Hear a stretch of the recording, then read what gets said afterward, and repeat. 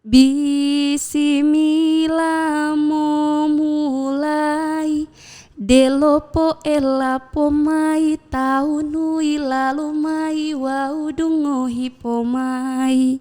Hindun juga menjadi terpilih sebagai Best Talent saat dipanggil Provinsi Gorontalo. Pas belakang panggung Hindun langsung memperagakan seolah-olah Hindun kayak seorang suku Polahi nih Hindun.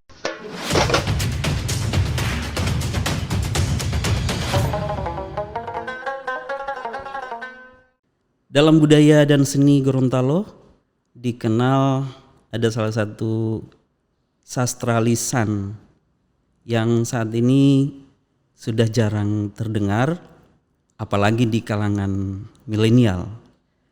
Namanya adalah Tanggomo, salah satu budaya tutur yang mirip dengan pantun tetapi dengan ciri-ciri yang khas sebagai salah satu budaya seni di Gorontalo. Dan kita beruntung ada salah seorang milenial yang menaruh perhatian untuk pengembangan Tanggomo dan akhirnya menjadi salah satu duta Gorontalo untuk event pemilihan putri kebudayaan Indonesia.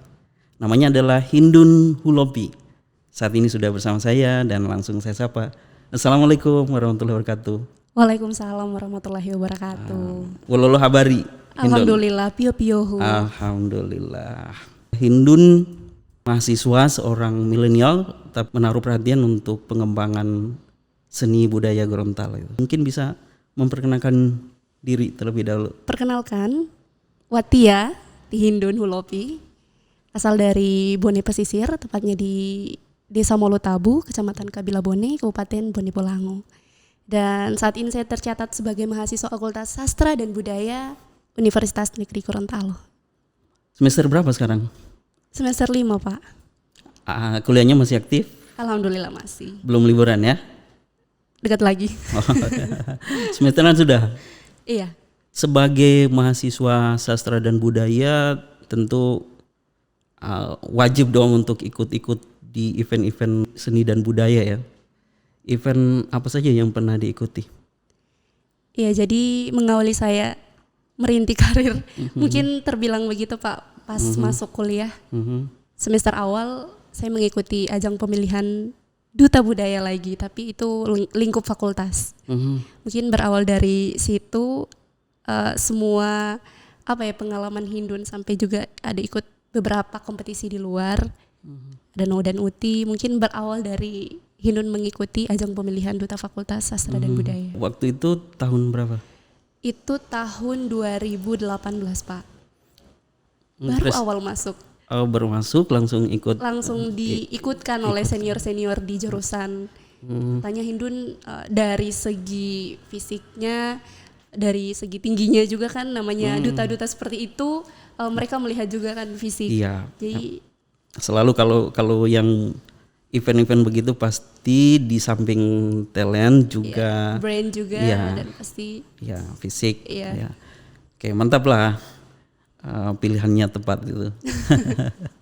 Oke, event setelah itu Hindun ikut duta genre Provinsi Gorontalo. Hindun ikut Hindun sampai jadi finalis. Itu kita dari berapa peserta, dari 140-an sampai di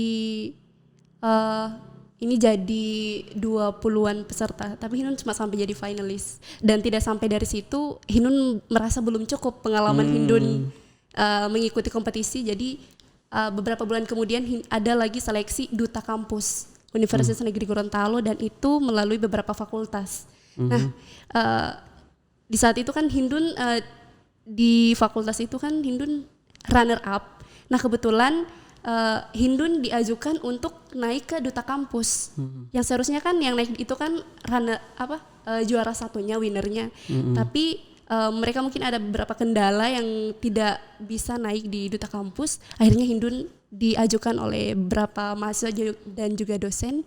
Hindun akhirnya masuk dan ikut kompetisi duta kampus. Duta kampus itu perannya apa saja kalau peran duta kampus itu selain kita bisa menjadi representatif dari fakultas, kita bisa lebih memperkenalkan terkait birokrasi yang ada di dalam kampus. Dan misalnya juga kalau ada penerimaan mahasiswa baru, kita kan jadi kayak figur utama di kampus itu. Jadi kita bagaimana bisa mempresentasikan kampus peradaban ini seperti apa itu ketika pas ada mahasiswa ataupun MOMB, kita masuk menjadi bagian dari situ. Setelah itu ikut pemilihan NOU dan UNTI lagi ya? Iya, tidak hanya di situ lagi. Hindun kemarin diajak salah satu sanggar yang ada di Gorontalo, yaitu Sanggar MM Karao namanya. Nah, di situ Hindun berawal dari mengikuti NOU dan UNTI itu melalui itu jalur sanggar itu, Pak. Karena kan Hindun orang Bone Bolango, toh kenapa bisa mengikuti NOU dan UNTI jalur kota Gorontalo? Iya kan bertanya kan, kok domisilinya Kabupaten Bone Bolango kok ikut NOU UNTI kota. Jadi sedikit penjelasan Hindun, karena kemarin Hindun mengikuti NOU dan UNTI itu melalui jalur sanggar. Nah, terus Hindun langsung lemparkan di tingkat kecamatan, mengikuti seleksi kecamatan di kota. Iya, di kota. Jadi pemilihan NOU dan UNTI itu diseleksinya melalui dulu kecamatan, nanti habis itu jadi finalis di NOU dan UNTI kota Gorontalo. Nah, habis itu langsung masuk karantinanya. Setelah itu ada lagi event lain? Event lain ya, tahun 2020 mungkin terbilang lumayan banyak ya pengalaman Hindun ikut-ikut kayak duta-duta gini, Pak. Kemarin sempat ikut duta bahasa. Duta bahasa, alhamdulillah Hindun mendapatkan predikat juga Best Talent di duta bahasa. Jadi di pas karantina duta bahasa itu kita dites, itu ada pos-posnya, ada bahasa asing, bahasa Gorontalo ada, dan juga ya bagaimana cara kita sih bisa di situ kan kita ada beberapa program yang harus kita bawakan sebagai pemenuhan kita juga sebagai bentuk finalis duta bahasa. Duta bahasa tingkat provinsi, Pak. Tingkat provinsi. Saya jadi punya saingan ya jadi duta bahasa. Saya juga menguasai kurang lebih ada 4 bahasa yang saya kuasai. Oh, bahasa apa aja, Pak? Bahasa Indonesia, bahasa Gorontalo, bahasa Melayu gaya Manado, apalagi Banyak ya, Pak. Dan bahasa Kalbu. Perannya sebagai duta bahasa seperti apa? Peran kita sebagai duta bahasa sih bagaimana sih kita untuk menjadi tolak ukur generasi muda untuk bisa mempertahankan bahasa itu. Karena kita di dalam duta bahasa itu kan punya program, beberapa program dari setiap finalis itu kan ada yang lebih ke pemertahanan bahasa sih, Pak.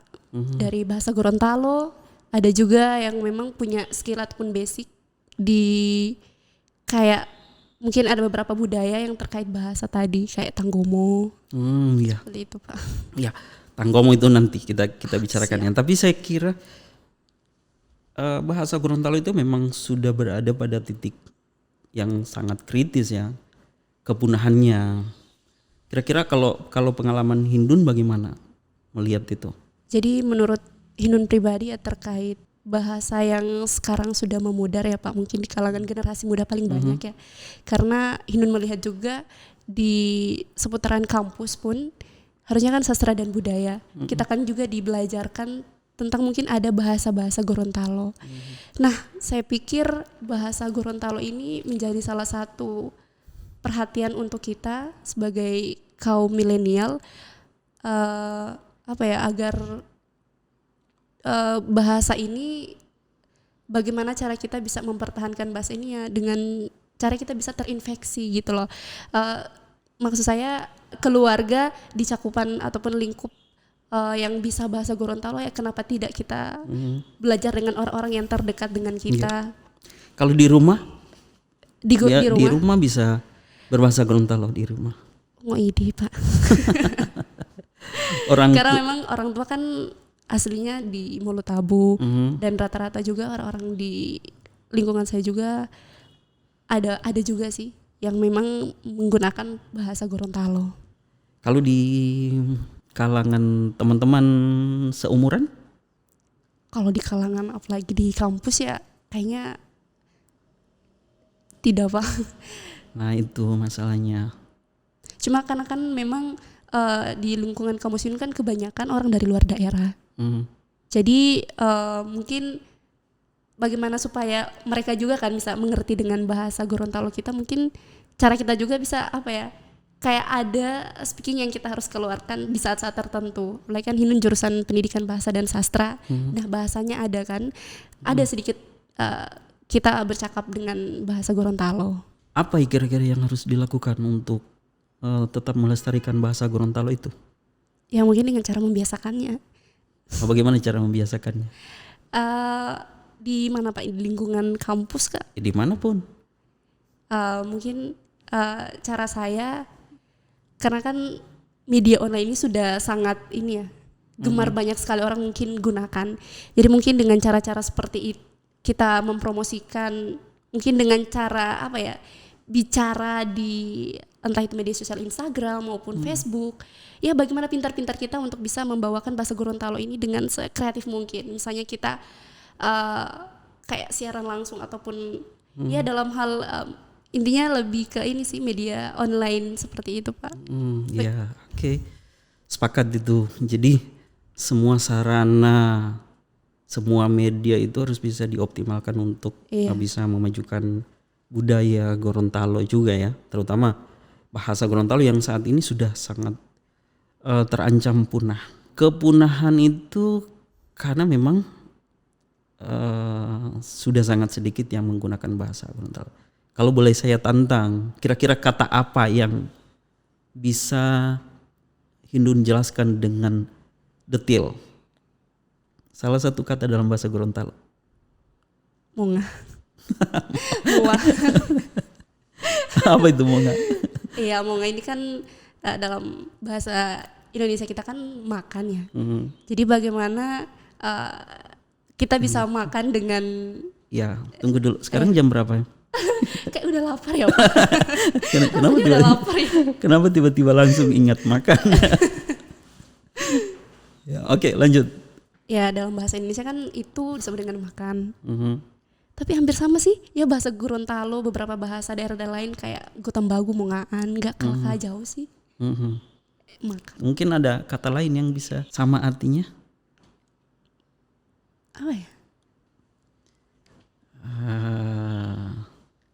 Morijiki, pernah dengar? Morijiki. Iya. Morijiki. Morijiki itu makan juga. Misalnya Toduolo morijiki. Oh iya. Itu cara orang tua Gorontalo mempersilahkan tamunya misalnya secara terhormat untuk makan. Ada lagi istilah molamelo. Pernah dengar? Iya pernah. Molamelo itu dia lebih identik dengan makan siang, makan berat. Jadi biasanya kalau molamelo itu makan siang atau makan malam. Ada lagi mosimukulu. Mosimukulu itu sarapan. Kata-kata Gorontalo mungkin penting untuk kita berikan literasi lagi kepada terutama kaum milenial. Setidaknya mereka bisa mengenal walaupun tidak menjadi penutur bahasa Gorontalo itu dalam kehidupan sehari-hari. Oke, tadi sempat menyinggung Tanggomo dan ini menjadi salah satu keunggulan bagi Hindun dalam event terakhir yang diikuti. Namanya apa? Nama eventnya? Pemilihan Putra-Putri Kebudayaan Indonesia. Oke, jadi bisa diceritakan event itu kayak apa? Event pemilihan Putra-Putri Kebudayaan Indonesia. Ya jadi event PPKI atau disingkat PPKI ini merupakan PPKI. Iya. Jangan disingkat dong. Putra-Putri Kebudayaan Indonesia. Ya. Iya. Nggak asik, nggak Oh enak iya. gitu. Oh boleh. Ya jadi PPKI ini lebih ke ini sih Pak, ajang kayak ala-ala Putri Indonesia seperti itu tapi di ranah kebudayaan. Kayak beauty pageant seperti itu Pak. Oh iya. Mungkin dibanding dengan Duta Wisata kan tidak seperti Putri Kebudayaan ini. Kalau Duta Wisata kan mungkin tidak ada dari national kostumnya, dari base catwalknya, dari mungkin serangkaian dari proses karantinanya mungkin tidak semuanya itu sama dengan putri kebudayaan. Nah, putri kebudayaan ini banyak banget sih Pak, dari seluruh persiapan yang sudah saya persiapkan kemarin waktu mengikuti pemilihan ini. Jadi persiapannya dari mulai mungkin kebanyakan kan kita di sana di karantina ada preliminary ataupun parade semua kostum yang pastinya kita mengangkat budaya Gorontalo. Di karantinanya di mana? Di karantina itu di Bandung di Hotel Pasar Baru Square. Pesertanya dari seluruh Indonesia. Seluruh Indonesia. Kategorinya berapa? Kategori eventnya, kompetisinya. Iya, jadi untuk kategori itu banyak Pak, itu dari ada national kostumnya, dari best catwalknya, dari mungkin best talent, dan juga ada beberapa mungkin kejuaraan-kejuaraan lainnya. Kalau Hindun sendiri mengikuti kategori apa saja? Hindun mengikuti arusnya sih sebenarnya. Karena kan kita di sana bukan hanya sekedar untuk kayak membranding Gorontalo nih, bukan hanya sekedar memperkenalkan dan tapi juga bagaimana kita bisa menampilkan bakat dari kita itu, tapi harus ada unsur budayanya gitu. Jadi kemarin Hindun tuh semuanya sesi ada sih Pak, dari sesi interview, dari head to head, kita banyak sekali. Jadi semua peserta harus mengikuti seluruh rangkaiannya yang ya? di proses karantina itu. Jadi bukan milih misalnya kategori A, B, C dan seterusnya. Ya yang memilih kategori itu kan dari jurinya sendiri. Soal memilih dan dipilih itu kan itu urusan juri. Ya, tapi pasti punya kriteria ya. Ya, dan kriterianya apa saja?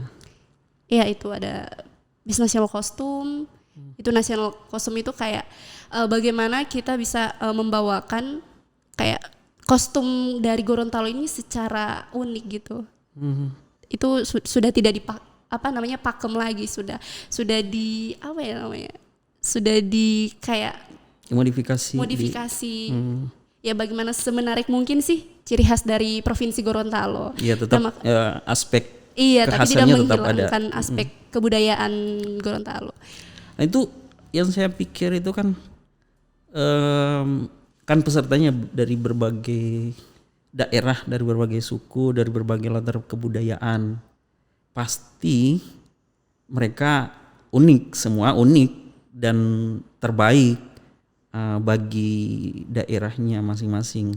Sehingga saya pikir susah untuk membandingkan misalnya budaya Gorontalo dengan budaya yang lain. Bagaimana kira-kira jurinya bisa memberi penilaian itu? Iya, namanya budaya itu pasti, apalagi bicara soal budaya di seluruh provinsi ya, di seluruh Indonesia pasti ada kemenarikan, ada kekhasan, ada ciri khasnya sendiri dari tiap provinsi. Dan saya pikir juri memilih mungkin Hindun pada saat itu menjadi top 3 Best National Costume mungkin dari eksekusi bajunya itu Pak. Karena melihat Hindun adalah best 3 untuk National Costume. Iya. Bagaimana? Lanjut? Ya, karena kita dilihat dari eksekusi bajunya itu bagaimana Pak, cara kita membawakan bisa menyatu dengan bajunya itu bagaimana. Kita bukan hanya sekedar memperkenalkan kostumnya saja, tapi bagaimana kita memperagakan seolah-olah kan Hindun mengangkat suku Polahi. Nah, bagaimana kita seolah-olah kayak menyatu dengan pakaian itu menjadi seorang suku Polahi. Jadi pakaian yang ditampilkan pada saat itu adalah pakaian yang merepresentasikan suku Polahi Suku Polahi yang mungkin tersebar di Provinsi Gorontalo, mungkin di pedalaman, karena kan suku Polahi ini merupakan suku yang terasingkan. Mereka kan menjauhkan diri dari kerumunan dan mereka kan tinggal di dalam hutan.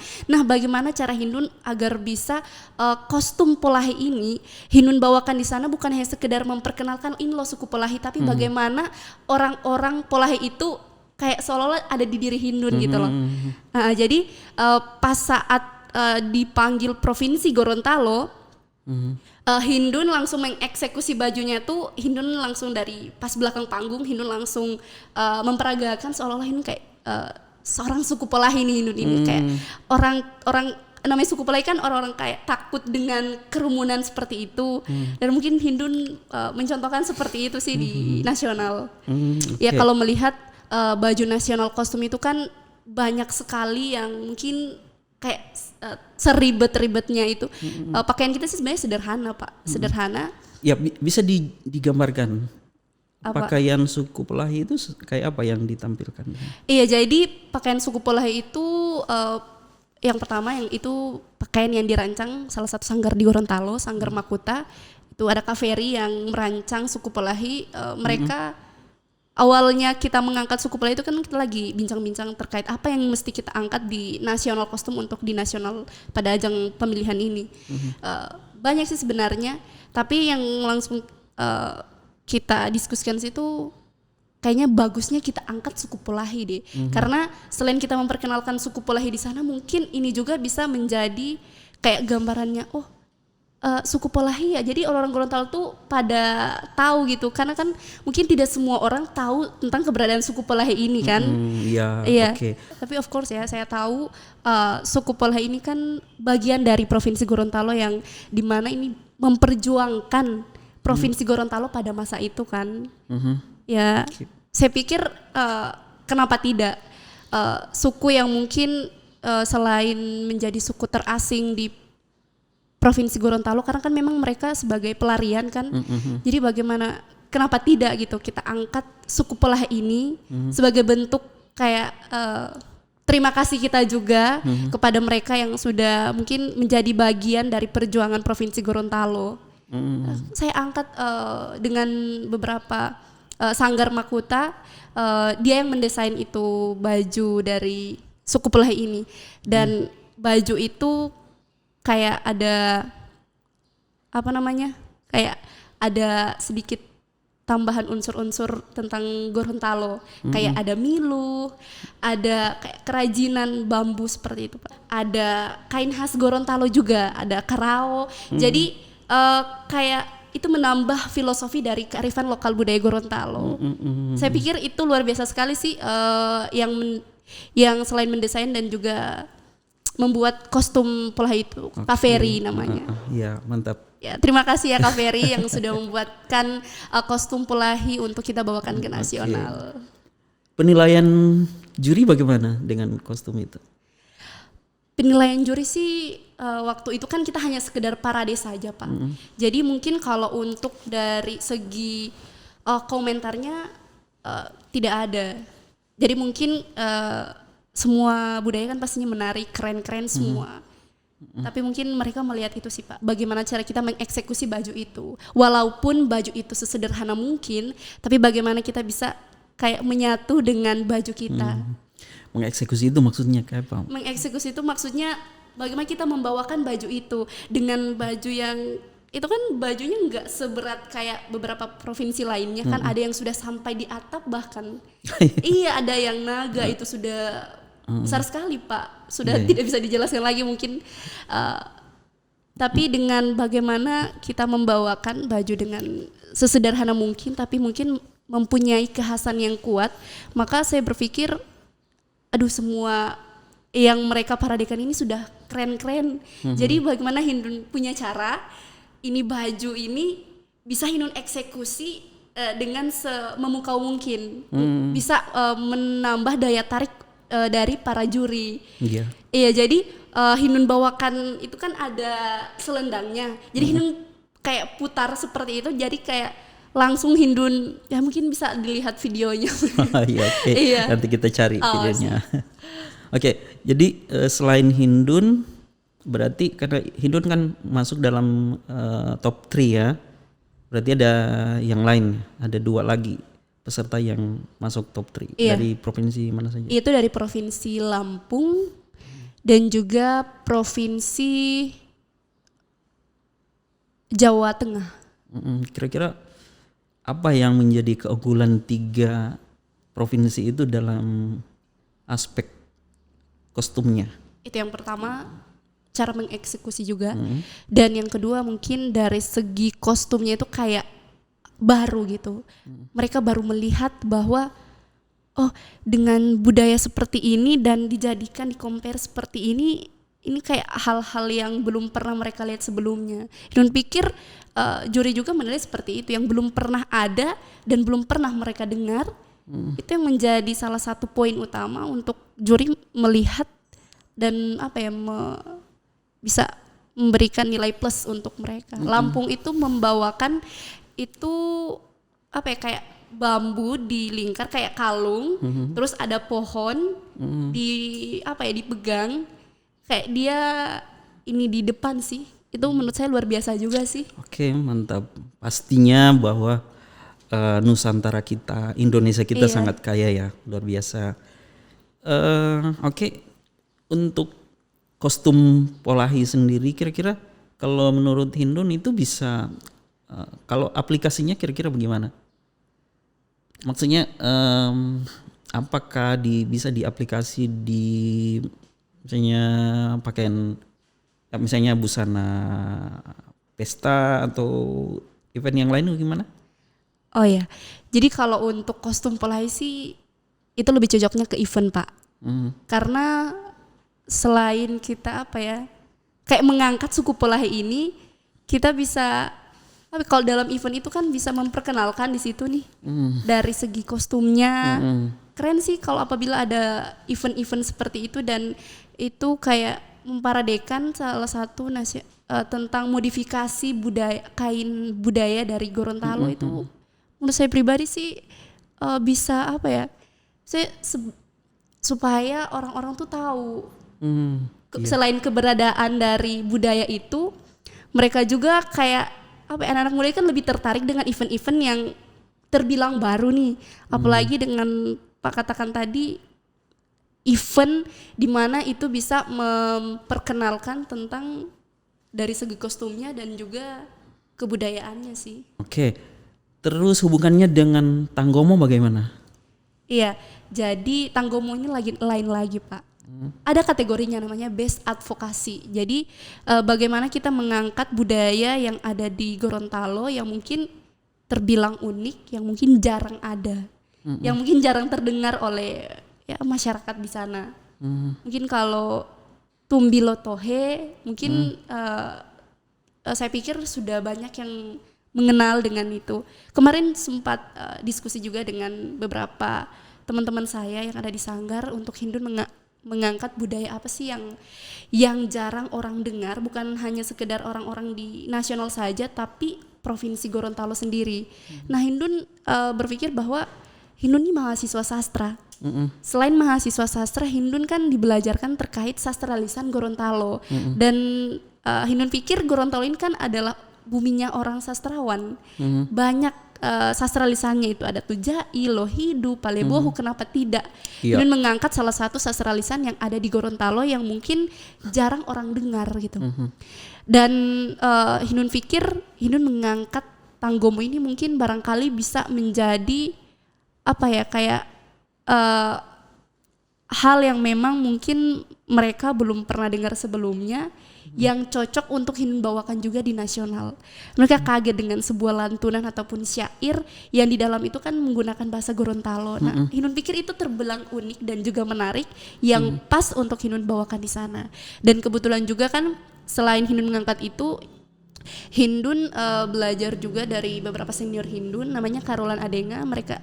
Beliau juga kemarin tuh sempat membuat salah satu komunitas sastra lisan Gorontalo. Nah, di situ mereka punya program untuk kayak membelajarkan di tiap sekolah, namanya itu sastra lisan Tanggomo. Nama komunitasnya itu Polhala Alohulondalo. Nah, saya pikir dengan saya bisa kayak bersinergi sama-sama dengan komunitas yang Karolan Adenga rintis itu menjadi salah satu hal utama juga untuk Hindun bisa bawakan di sana. Roland Adenga. Iya. Itu mahasiswa juga? Sudah selesai Pak. Tapi alumni jurusan Pendidikan Bahasa dan Sastra Indonesia. Bagus, salut lah. Kita support lah kalau ada pihak-pihak yang mau mengembangkan budaya Gorontalo ya. Luar biasa. Oke, ya jadi Tanggomo itu menjadi salah satu kriteria juga ya untuk kategori advokasi. Iya, advokasi yang menjadi kriteria utama kita sebagai bentuk pemenuhan sebagai finalis dari setiap provinsi. Karena tujuan kita itu di sana itu kan advokasi itu kan sebagai memecahkan masalah. Apa saja masalah yang ada di provinsi kita yang butuh kita mungkin revitalisasi mungkin bisa kita bawakan di sana. Selain kita memperkenalkan di sana bagaimana kita bisa Tanggomo ini sebagai bentuk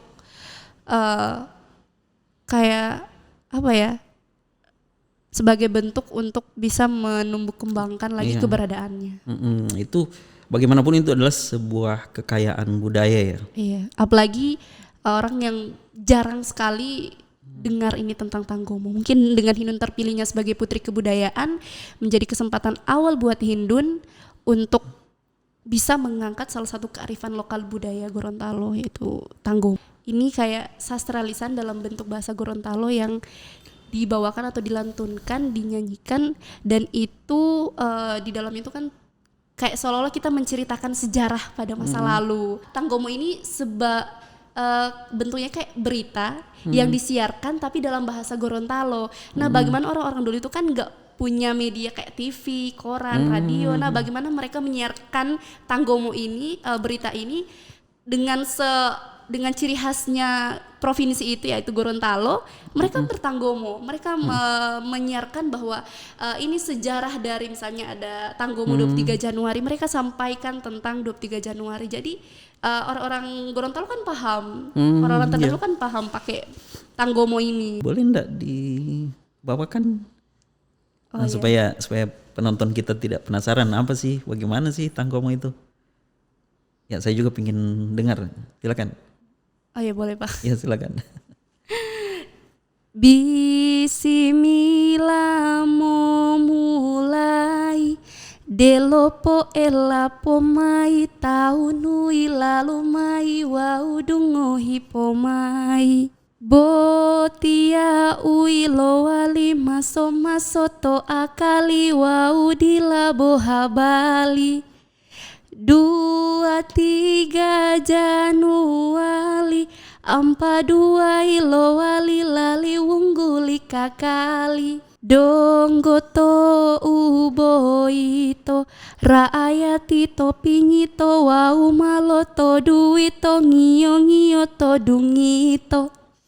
Ya, mungkin seperti itu cuplikan dari Tanggomo yang mungkin itu menceritakan tentang sejarah dari tanggal 23 Januari Hari Patriotik ataupun Hari Kemerdekaan Provinsi Gorontalo.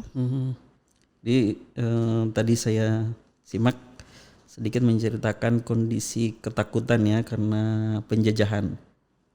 Jadi maksudnya mungkin menceritakan bahwa ketika 23 Januari itu masyarakat Gorontalo terbebas dari kondisi itu. Iya benar.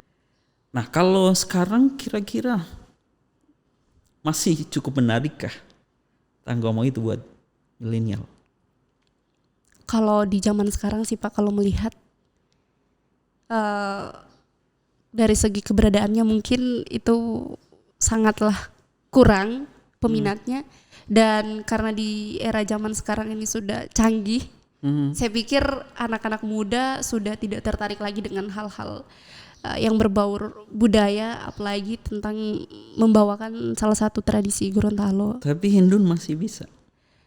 Saya pikir mungkin mengawali saya mengikuti Putri Kebudayaan dan saya tuh baru sadar kemarin tuh ternyata budaya Gorontalo tuh banyak banget. Dan nggak tahu kenapa Hindun mengangkat sastra lisan Gorontalo ini karena selain Hindun tadi sebagai mahasiswa sastra belajar tentang sastra dan juga suka dengan nyanyian, itu kan termasuk seni juga ya Pak. Sastra itu kan bagian dari seni juga. Saya pikir anak budaya kok kenapa nggak tertarik gitu. Oke, anak muda Gorontalo, ayo ikut Hindun merawat budaya, memajukan peradaban. Kemarin tuh di mixing dengan dimixing dengan tarian Bele Uto. Bisa digambarkan lagi? Iya, jadi kita juga merequest kemarin ke pelatihnya. Itu pelatihnya juga salah satu teman Hindun, dia juga merupakan koreografer yang sempat tembus nasional juga dengan Hindun, yang mewakili UNG pada cabang lomba koreografer. Ya, jadi kemarin tuh kita diskusi tentang apa yang akan kita bawakan di nasional juga, karena kan bicara soal tarian daerah ini pasti banyak sekali. Nah, bagaimana tarian ini bisa di-compare antara sastra lisan yang sebagai advokasi Hindun dan juga tarian yang mungkin jarang dibawakan, dan itu ada kaitannya dengan era adaptasi kebiasaan baru ini. Saya pikir dengan Hindun dan juga pelatihnya bilang, kamu bawakan tarian Bele Uto saja, karena ini itu ketiganya itu compare, itu berhubungan. Jadi of course Hindun terima dengan karena melihat pelatihnya juga sangat excited sekali Pak untuk kami dalam ajang pemilihan putri kebudayaan ini, putra putri kebudayaan. Saya pikir mereka Hindun kamu latihan aja pakai Bele Uto. Nah, terus openingnya Bele Uto itu tarian Bele Uto. Bele Uto kan yang kita tahu sebagai kebudayaan Gorontalo juga, itu bentuknya kayak sarung. Sarung yang mungkin kalau sekarang tuh pemerintah tuh kayak menggalakkan untuk Bele Uto ini bisa dilestarikan dengan cara, apalagi seperti pandemi seperti ini, pemerintah tuh ingin mungkin melindungi ataupun terhindar dari COVID. Pemerintah itu berharap untuk bisa selain mengangkat Bele Uto ini bisa menjadi hal-hal untuk bisa ini dari pandemi ini, menggunakan Bele Uto ini. Jadi Bele Uto bisa menggantikan masker begitu maksudnya? Iya, mungkin seperti itu. Iya. Ya, jadi Bele Uto ini kan sebenarnya fungsinya seperti kerudungnya, tapi dia bisa menutupi seluruh wajah. Nah, jadi mungkin dari situ pikirannya bahwa ini bisa menghalangi, bisa menggantikan kerudung ya, bisa menggantikan masker. Ya, tapi masker tetap masker, fungsinya jelas, dan untuk kebiasaan baru tetap ingat pesan 3M. Iya. Oke, jadi openingnya pakai tanggomo. Kita pakai tanggomo dan di mixing sama tarian Bele Uto itu, Pak. Apresiasi juri dan penontonnya bagaimana? Mungkin dalam bentuk tepuk tangan pun sudah sangat meriah waktu itu, karena lagunya juga kayak agak sedikit ini sih Pak, kayak seolah-olah tuh menceritakan tentang gambaran Gorontalo di masa pandemi. Jadi mungkin dari segi musiknya yang kayak sudah menegangkan seperti itu, bahwa wah Gorontalo ini terbilang juga sudah banyak dengan sudah terpapar dengan COVID, dan bagaimana cara untuk bisa mengangkat budaya ini, yaitu dengan membawakan tarian Bele Uto. Nah, kita bawakan di sana. Mungkin itu yang menjadi nilai plus untuk kami, ataupun untuk Hindun juga menjadi terpilih sebagai best talent waktu itu, karena membawakan budaya tapi kita meng-compare antara adaptasi kebiasaan baru ini, mungkin itu menjadi poin utama buat kami Provinsi Gorontalo. Oke. Sekarang dengan 2 predikat. Pertama sebagai top 3 untuk best kostum nasional. Iya. Kemudian menjadi best talent. Itu apa tugasnya selanjutnya? Saya pikir mendapatkan 2 penghargaan ini merupakan kebahagiaan tersendiri untuk saya dan juga mungkin provinsi juga, karena membawakan bukan hanya sekedar kompetisi membawakan nama secara personal, tapi membawakan provinsi di nasional. Itu cukup membanggakan untuk saya juga, dan saya pikir ini merupakan tanggung jawab besar untuk saya, bagaimana penilaian orang terhadap saya Hindun mendapatkan sekaligus 2 gelar itu merupakan kesempatan untuk Hindun bisa terjun di nasional seperti itu dengan membawakan terkait kebudayaan. Saya pikir ini merupakan tanggung jawab besar ke depannya, bagaimana orang juga bisa melihat Hindun layak dengan Hindun mendapatkan 2 gelar ini. Jadi ke depannya mungkin Hindun kan memang dari awal sudah mengambil salah satu advokasi yaitu Tanggomo, dengan Hindun bekerja sama dengan salah satu komunitas sastra lisan Gorontalo namanya Pohala Loholontalo tadi. Hindun pikir ini ke depannya bisa sehabis masa pandemi ini kita bisa berproses sama-sama untuk bisa membangun beberapa program kita kemarin, menjalankan program kita kemarin, dan juga saya berharap sih ada event yang dimana event ini bisa menumbuh kembangkan kearifan lokal budaya yang ada di Provinsi Gorontalo sih, saya berharap. Ya, itu yang paling penting ya. Jadi selamat menjalankan misinya, selamat atas prestasinya, luar biasa. Selamat untuk Hindun, selamat untuk Provinsi Gorontalo, selamat untuk Bone Bolango, selamat juga untuk Fakultas Sastra dan Budaya Universitas Negeri Gorontalo, dan selamat menjalankan misi kebudayaan Gorontalo dimanapun berada, baik untuk mengembangkan nilai-nilai budaya secara intern dan juga mempromosikan budaya Gorontalo. Demikian diskusi kita kali ini. Mudah-mudahan bermanfaat untuk Anda semua dan sampai jumpa di edisi berikutnya. Salam asli Gorontalo. Wassalamualaikum warahmatullahi wabarakatuh. Waalaikumsalam warahmatullahi wabarakatuh. Salam asli Gorontalo.